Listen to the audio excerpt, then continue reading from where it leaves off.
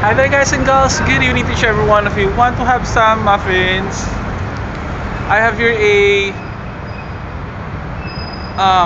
what's the flavor for this one? Mocha or blueberry. Sorry, blueberry and mocha. Be the first one to bite. Come on, don't be shy. I'm gonna taste this for you.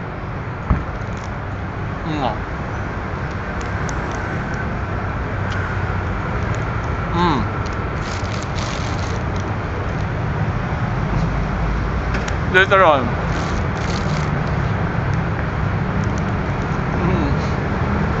Not bad. Oh.